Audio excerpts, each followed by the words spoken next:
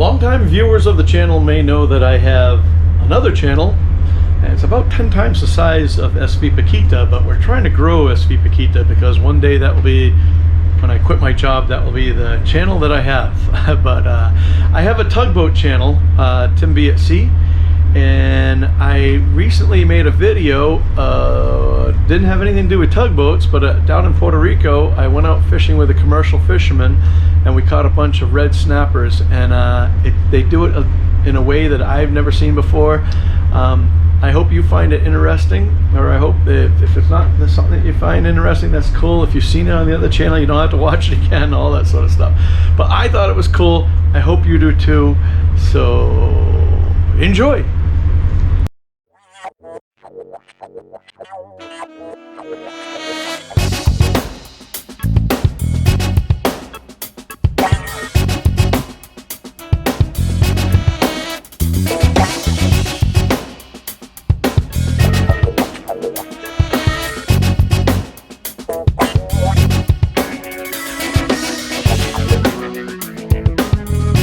Hello and welcome, I'm Tim and this is Tim B at Sea. I'm going to do something a little different this time.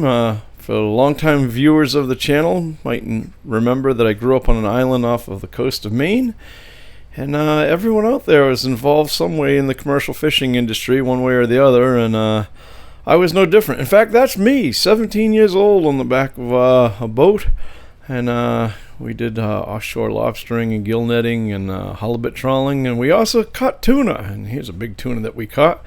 But anyway, now that I'm in Puerto Rico, we often see a fish like this on the menu, and then we realize that it looks like this before it gets to a menu, and we wonder how did all that happen? We certainly didn't catch any of these in Maine. So on this particular fine morning, I had come into work a little early to do some work on my house, and I hooked up with my buddy Captain Luis, and he is our launch boat driver but also a commercial fisherman, and he took me out in the morning and hauled some of his snapper pots.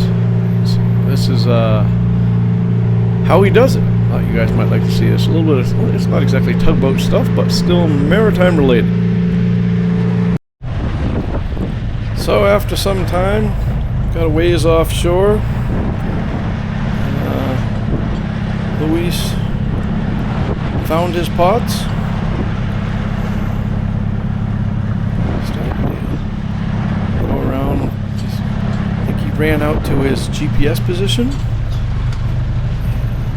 Thought it was interesting because my days of lobstering, of course, everything's set up differently from what I'm used to. But we would always use a gaff. Of course, the water was a lot colder up north, and the sides of the boats were higher and bigger boats and that sort of stuff. But Luis just reaches over the side and grabs a buoy, and puts it on the davy.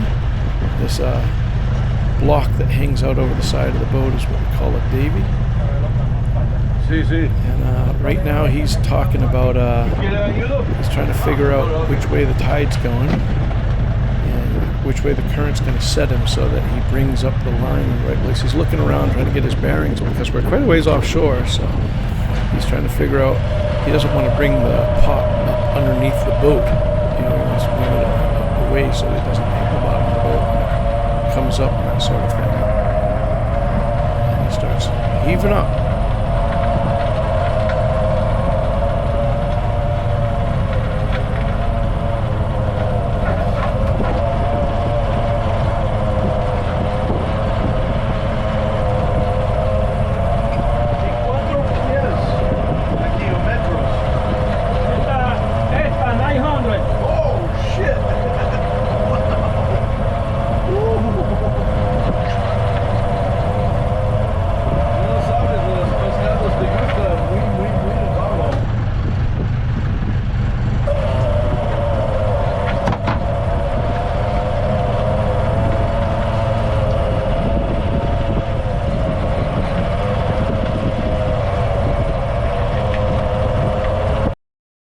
Now throughout the video here you can see I speed things up just because heaving up all that line takes a long time, and the video would last forever if I did that.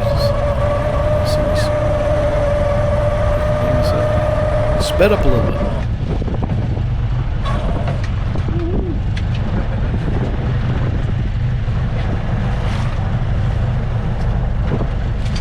So obviously his snapper pots are a lot different than the lobster pots that I had dealt with.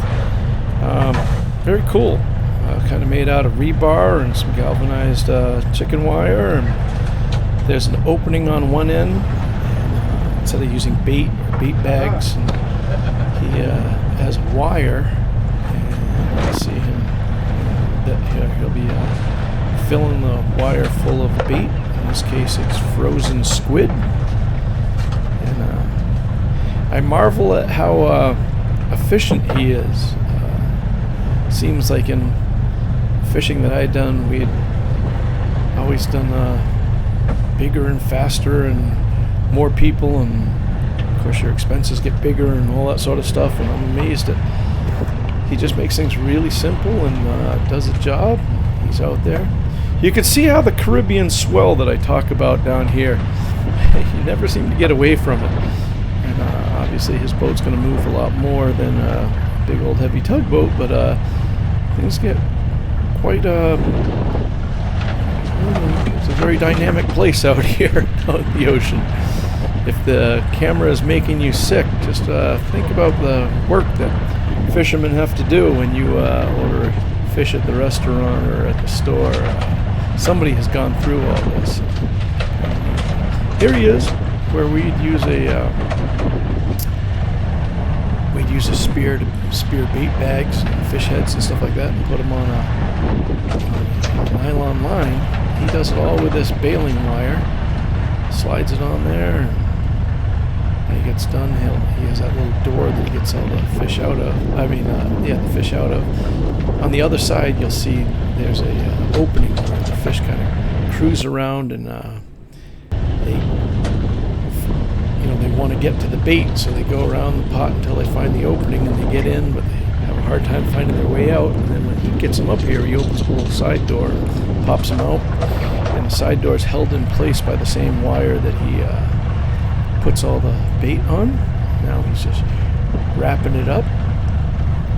The tension of the wire seems to hold everything in place, because he wants to hold it off the bottom, probably, I imagine, because he doesn't want the stuff on the bottom to get on there.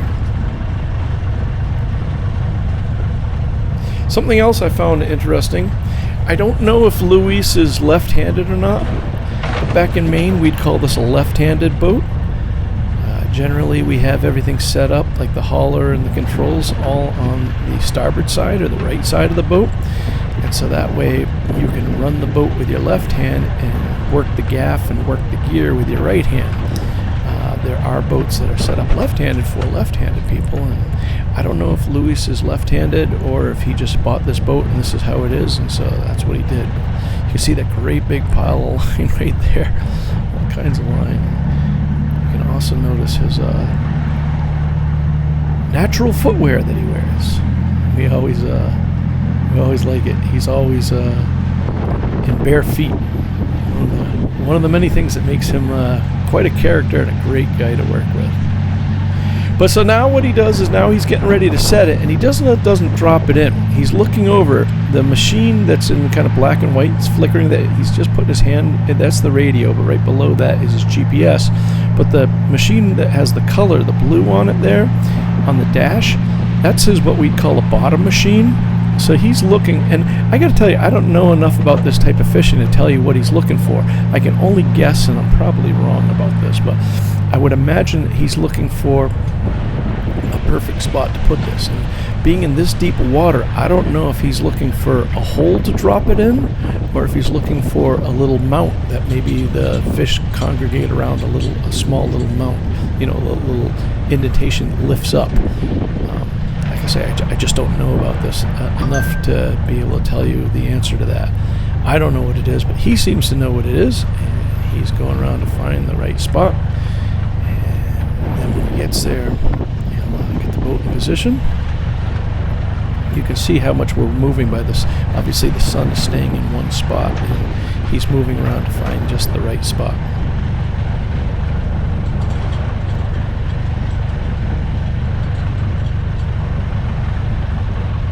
Now he takes it out of gear, lets everything settle down a little bit, gets the boat turned around, so that once again he doesn't want to get any of that line in his wheel or anything like that. Steps out of the bite of the line and sends the trap to the bottom. Away it goes.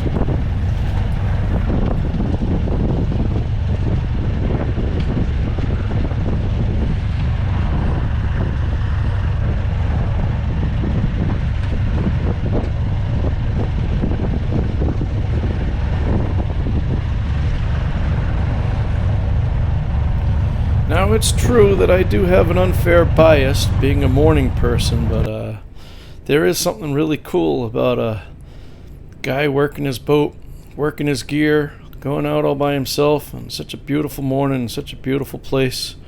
Really kind of cool. Luis has got it down, man. If I were to get back into commercial fishing, I wouldn't mind doing this kind of work at all. Very cool.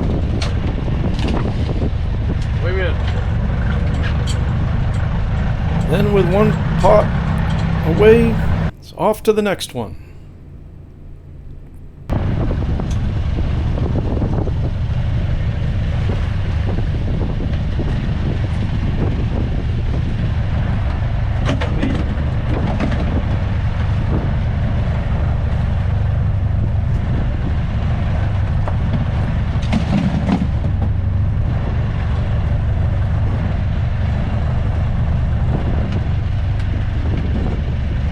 I did happen to notice that he uses a weight, like a shackle, I don't know, probably 50, 100 feet down or whatever, to keep the line from hanging up on the surface and getting caught up, his wheels and that sort of stuff, but the top line is weighted down.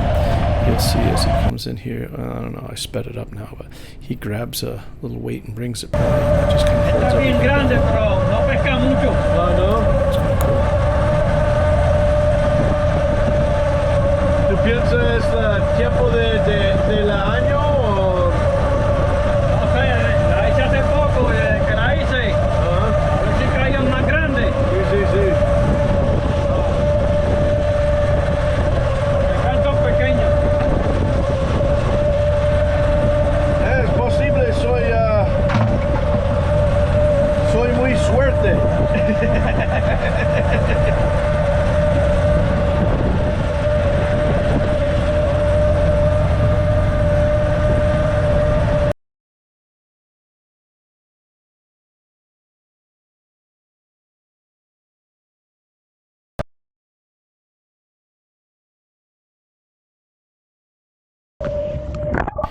I don't know why I didn't think of this sooner. And this came out much better than I expected. I should have done this with everyone, but I shoved a camera down underneath the water, and it looked really cool having them come up like that. Should have done that for every single one. But this particular one, you got a good haul here. So I guess that's fishing. Sometimes you come up with nothing or just a few, and sometimes you come up with a whole bunch. Sometimes they're little, sometimes they're big. That's the whole magic of fishing.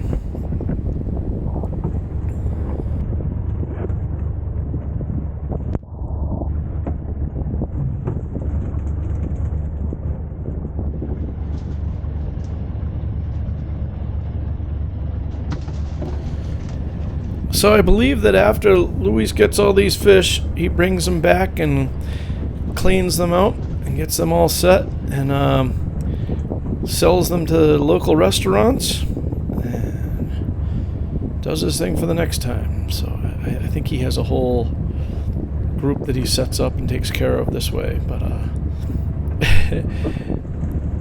I know that when he gets done doing a lot of these, he's got a lot of... I guess what he doesn't sell to the restaurant is he fillets up and freezes for when they need them for other stuff. So, you know, obviously the ones that you put on the plate are usually the bigger ones that look nice on the plate and that sort of thing. But he was complaining to me later, saying that The small ones just mean he does the same amount of work, if not more work, filleting the small ones than he does the big ones. So the small ones just means he's got a lot more work ahead of him. You can see he's getting a good run of them right here now, so that's kind of cool.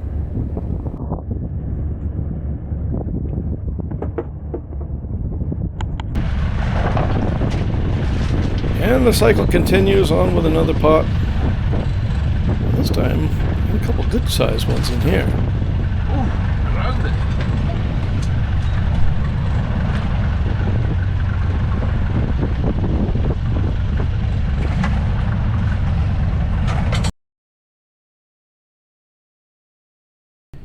Then after rebaiting the pot, he's off to find another spot. Try to get another secret spot to drop it in just in the right spot.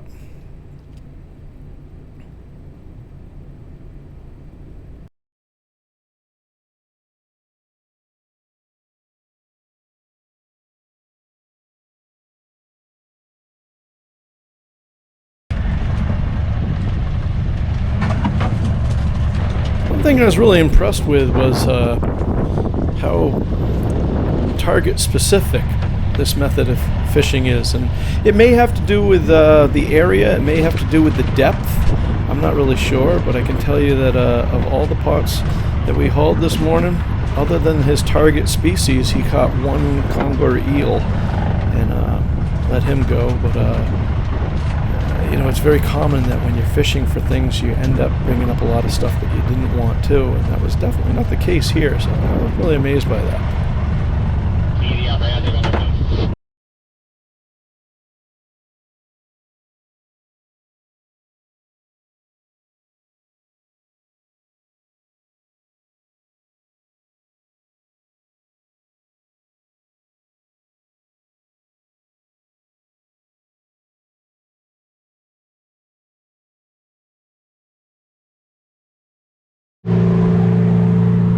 Then as the sun got a little higher and the day went along and finished up hauling up all the pots and resetting them again, we headed back for shore. It was a wonderful time. I just want to thank Captain Louise for a wonderful morning, something that I'll remember, and hope you guys like this. Like I say, it's not usually the tugboat thing, but something different. Hope you guys liked it. Thank you guys so much for watching. I really appreciate it. You guys take care, and I'll see you on the one.